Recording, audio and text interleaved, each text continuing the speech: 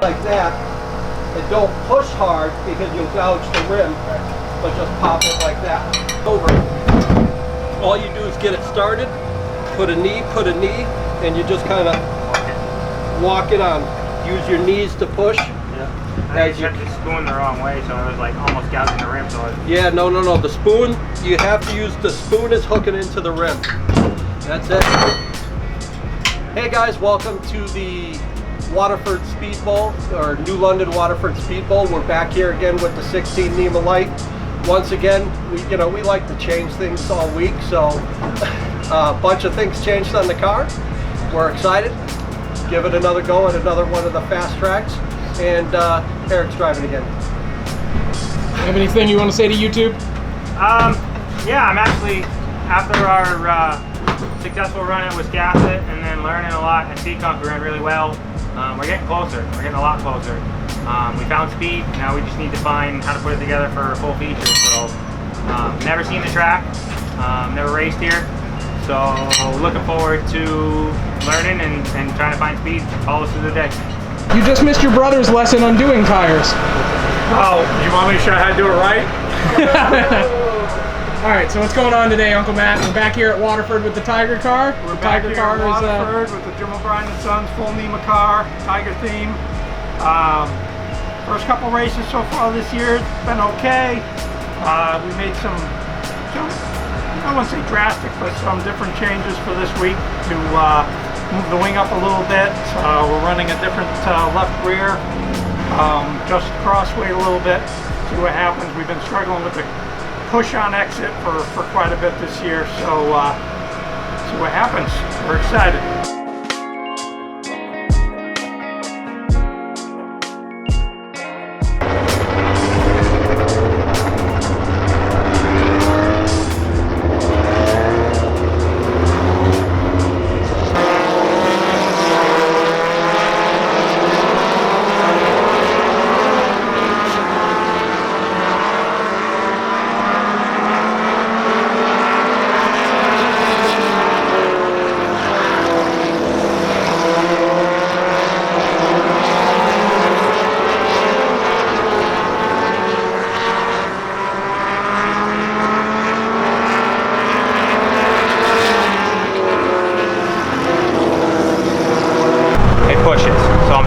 Lift coming in and like let it roll the center.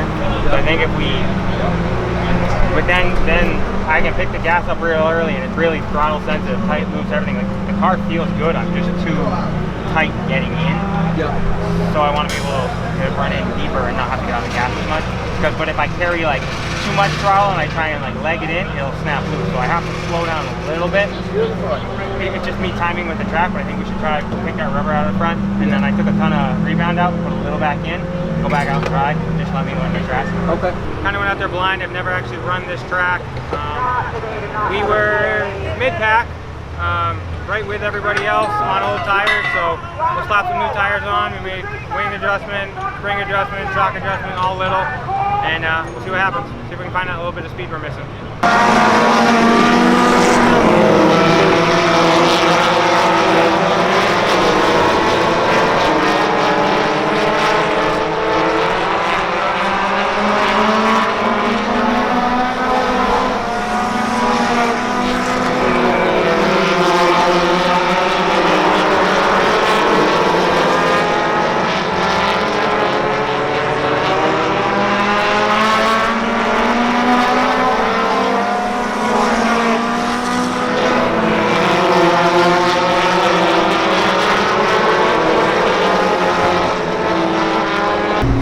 Just came back in from the second practice and went out and the car felt really tight, breaking in new tires, so I kind of backed down and we just used the practice as a scrub session because something didn't, either the track had tightened up so much or something was wrong. I didn't want to hurt the new tires.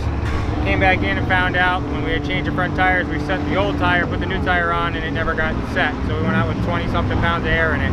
So what I felt made sense. So we just pretty much scrubbed the practice, and we're gonna put the old tires back on, save our good stuff for the feature, and make a couple other small adjustments and try and stay ahead of the track. Jim O'Brien and Sons full NEMA car is going pretty good. Had a little bit of a push on exit, but not as bad as it's been the last few weeks. We had moved the wing ahead, so I think that's made a pretty good difference. Started getting a little loose at the tail end of that first practice. We noticed the right rear grew about 19 pounds, which is far bigger than it should be, so we're going to drop that down for the heat race, make a few other minor adjustments.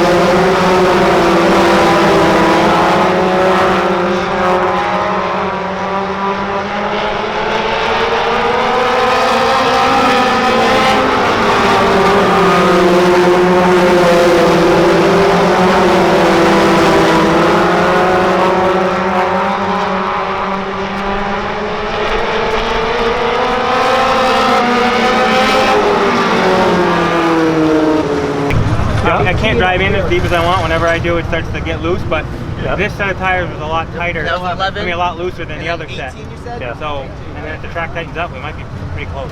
Cool. We actually were able to win the heat, started outside pole, we were able to stay with the leader, beat him in turn 1, and then just kind of check out. Car was a lot better. We decided to make the right changes. Still a little too loose getting in, so I can't drive in as deep as I need to. So as a team, we were trying to figure out what adjustment to make, because we know the track is probably going to tighten up tonight, so trying to stay with the track, and then we have a 3rd place starting position, so we got a good shot tonight. We're just going to have to let things develop and see how it goes.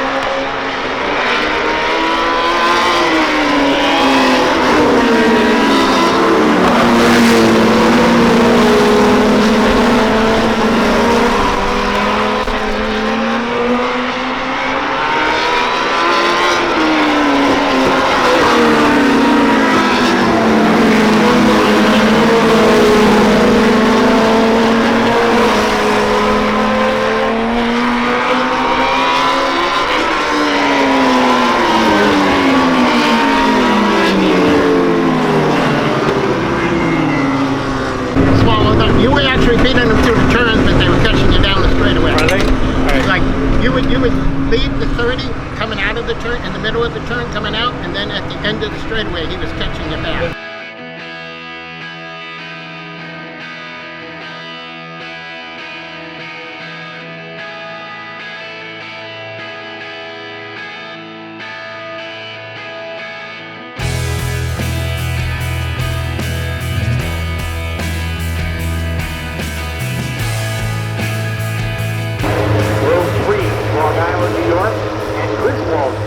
Starting side by side as we get ready to turn them loose for 25 laps.